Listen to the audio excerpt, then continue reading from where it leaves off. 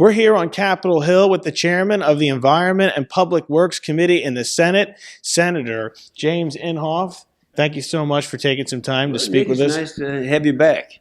Yes, it's great to be back here. I wanted to get an update first from you on what your committee is doing right now towards action on climate change and what legislation you think is the most important to pass. Well, you got to keep in mind now, you can't jump in the middle of this thing. You have to go back and relive the beginning just a little bit.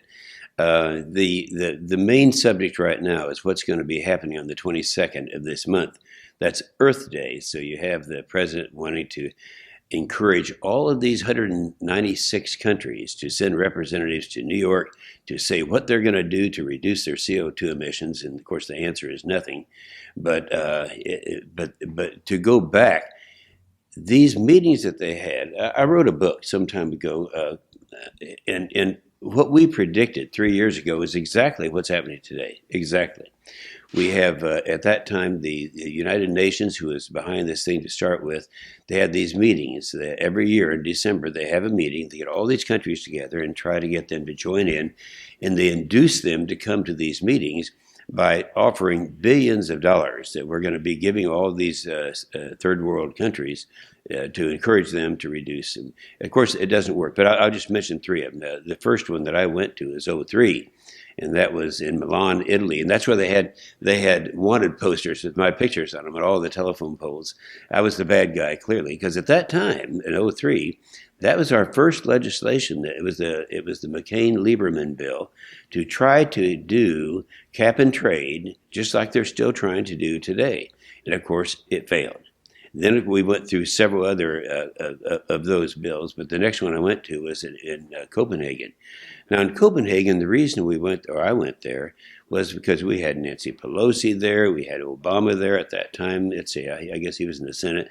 We had John Kerry, we had Hillary Clinton. Everybody went over there. They had all 196 countries telling them that we were going to pass legislation to have cap and trade in the United States of America. Now, of course, the cap and trade, the legislation, this would have cost about $400 billion, and it really wouldn't reduce, by their own admission, wouldn't reduce emissions because and so they tried to pass things here in the country, in the United States, and it didn't work. Well, I went to that Copenhagen thing as the one-man truth squad, and I talked to all of them after they'd been told that we were going to pass this legislation in the United States, and to tell them that they were being lied to, and we weren't going to pass, and of course, we didn't pass any legislation. Now, the current thing is the Paris meeting. Now, this is the 21st of the United Nations meetings, and keep in mind the United Nations started this whole thing, and they're the ones. Man is the bad person, the world's coming to an end, and all that. Well, they went to Paris, and it was a complete failure. So the president came out at the very last, and he said, "Well, we will make a commitment in the United States of America to reduce our emissions by somewhere between 26 and 28% by 2025. Immediately, we called up the EPA and said, "All right, how are you going to do that?" No one would even answer our phone calls. In fact, we had to have a hearing. We tried to have a hearing, and they refused to show up, saying that, we don't have the jurisdiction of this. Well, look, this is the first time in my memory that the Committee of Jurisdiction over a bureaucracy tells them to come in for a hearing, and they refuse to do it. Then we tried to get it out of President Obama's office, and they didn't have any way of making this happen. Now, bringing it up to where we are today is we have Earth Day, the 22nd.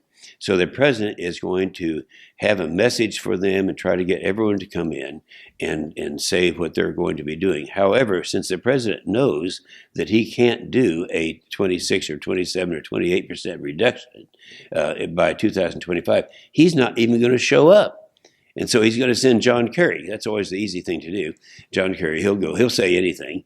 But the problem is, those countries who have, over the last 21 years, agreed to be a part of this thing and have these reductions in their CO2, there's a total of 37 of them, isn't that right? A total of 37 of these countries. And half of them have not had any reduction at all. Some have actually increased. And then I was in Australia about 2 weeks ago talking to the legislators there. They had originally signed up to do this, and they not only didn't meet their goals, but they passed a law to pull themselves out of this very group that is having these reductions. So it's another total failure, and it'll be interesting to watch what they say and what they do, and how many people show up in New York City for this big celebration they're supposed to have. In your mind, looking at the present day, what would have been the effect if cap and trade had passed when the Democrats initially made the move in the House to push it through?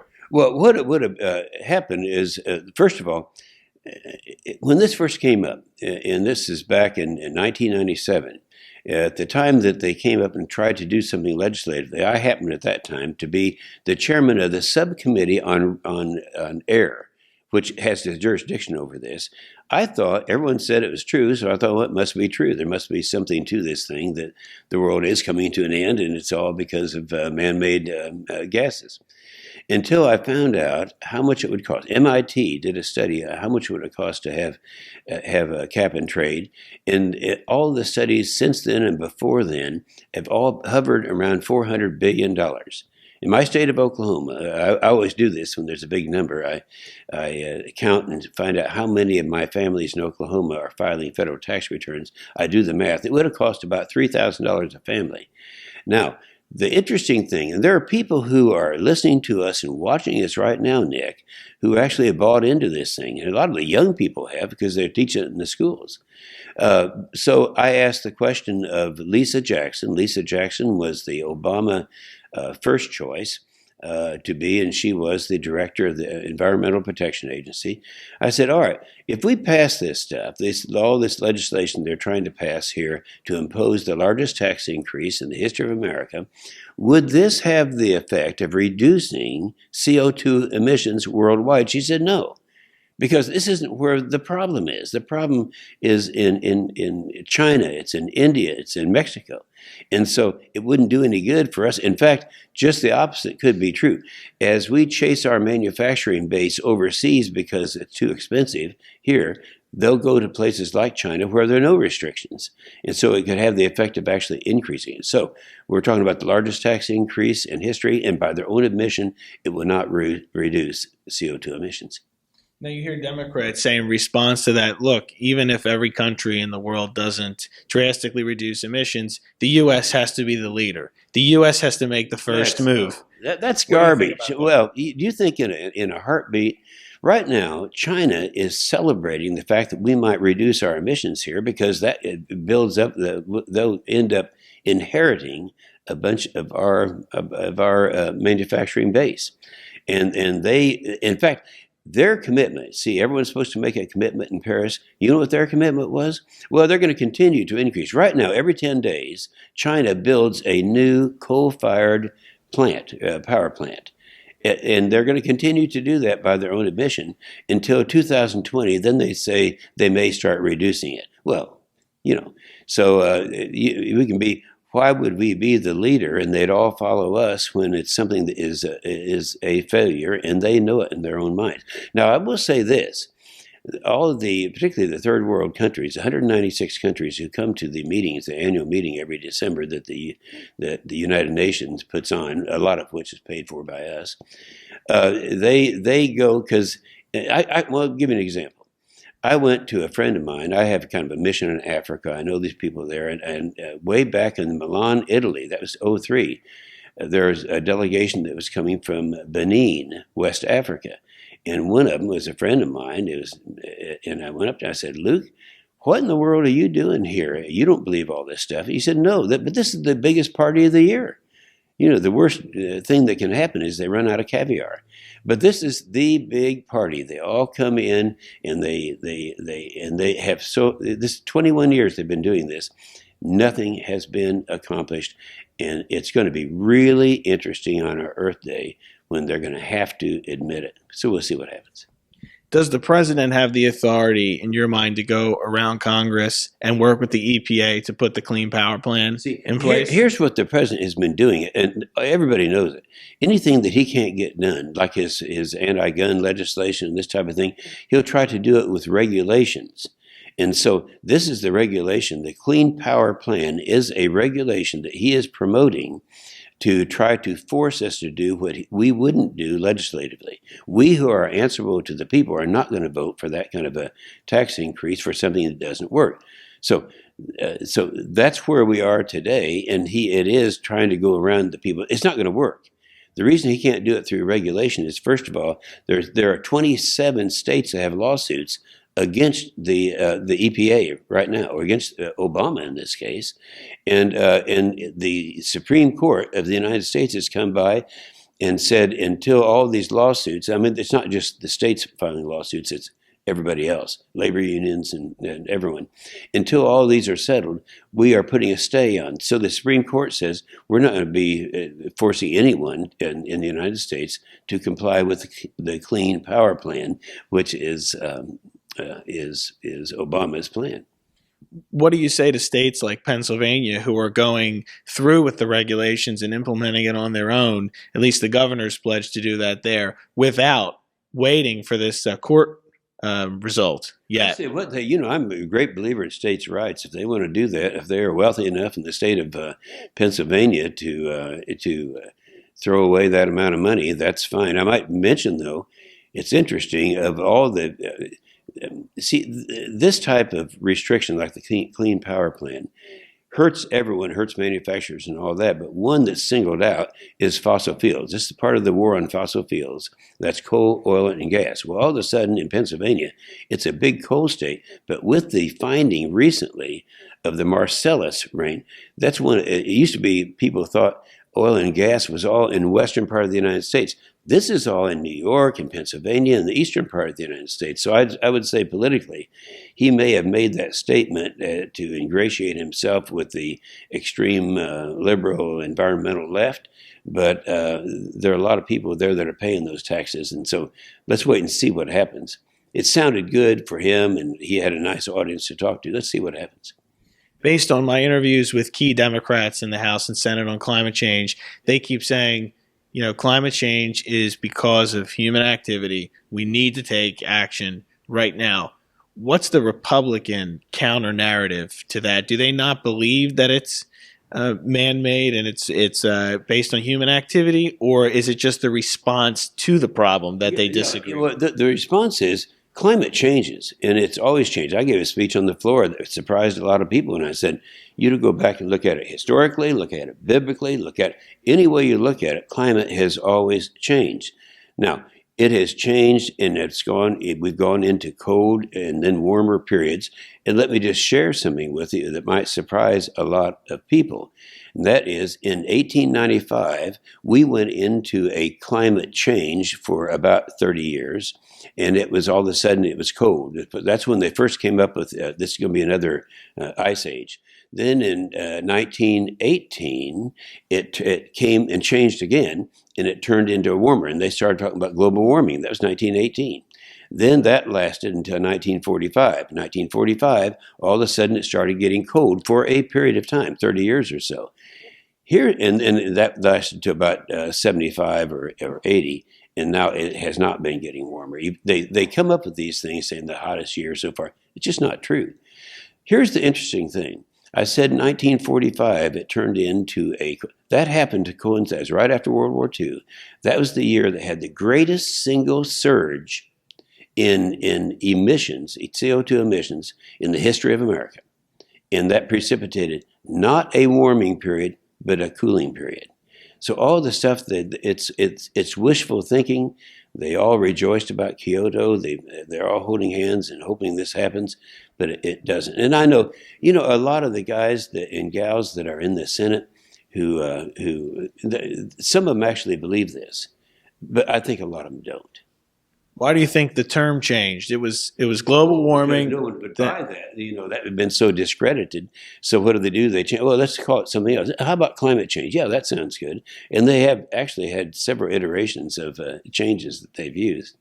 And I try and Yes, I get a little impatient with them because they keep trying to do these destructive things. Right now, we all have problems in this country. We're going through a very difficult time for a lot of the states. If there's anything they don't need to do, it's impose a large tax increase that doesn't accomplish anything. Looking at your committee specifically, are you putting out anything to respond to the Clean Power Plan and just the administration's efforts on emissions to Yes, date? We are going to do that right before the 22nd, the meeting that they're going to have and I would be hesitant to mention some, the details earlier before it comes out. Sure. But I would say this, that the several countries, Japan, for example, they not only they signed up to do this and have reductions, they've actually increased, not decreased. And as I said in the opening of this, the countries who have all pledged to make decreases, haven't done it. You have people right now that are changing this. For example, in the hearings that we had just last week, we had a lot of expert witnesses, including the military people and all that. They tried to say that this is a military issue, that it's a national security issue. And of course, we had Bob Scales, who's one of the best. He's General Bob Scales, who said it's just the reverse of this. Our troops over there, because of what Obama has done to the military, they're all overworked. They're over there with more wars going on and the greatest threat that our nation's ever faced. And yet we want to distract them by saying, well, the real problem is global warming. On the same day that the president said the real threat facing America is not ISIS, it is global warming, on that same day, there are 29 people, Christians, that were beheaded by ISIS, and he says it's not ISIS, it's global warming. So that's what we're living in right now. To answer your question, we did a very good job, and we're a majority in the Senate. We're a majority on that committee.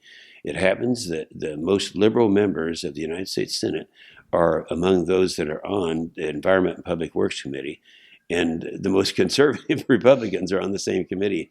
And so, yeah, we just we have a lot of real problems to deal with, and not the Hollywood problems.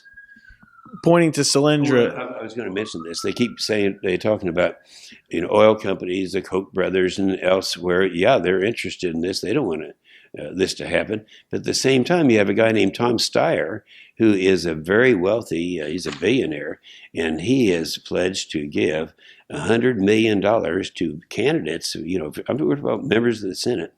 And that's why you had so many all-night sessions and all of this, because you've got this guy out there that is trying to get a Democrat majority because of global warming. I actually just interviewed him recently. And he said to me that regardless of what you think about climate change, Republicans should be investing in clean energy. So he's going to do what you said. He's going to push congressional candidates for Republicans that are Republicans to invest in clean energy, green energy. Do you think it is the government's role, as he's suggesting, to invest in clean energy? And I think we're elected people, and I think that when I go back, I listen. And I think there are some things that can happen in the future that are going to be renewables that could be very good. We're not there yet. And the fact that he made that statement to you tells me that he realized that he's not winning the global warming game. And of course, he can say something like that. We all want, we call it all of the above, anything that is out there. I don't want to heavily subsidize some renewable thing that isn't, the technology is not there yet. And I certainly don't want our strained military to have to do all these things that we can't afford. Right now, we're in desperate shape militarily. And they're trying to say, well, we want a green Navy, let's paint all of our ships green and all this stuff.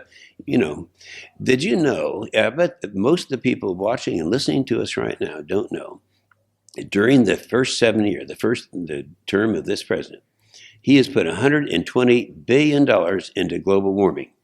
It hasn't been authorized. It hasn't been appropriated. If we had half of that money right now to beef up our military, we would be in much better shape. That is, if we had a different commander-in-chief. Do you see anything anything Congress can do to stop that spending in the future on climate change if it is wasteful in your mind? You got to keep in mind this president is very smart. The first thing he did when he was his $800 billion increase that he was, and that was done so totally under his control.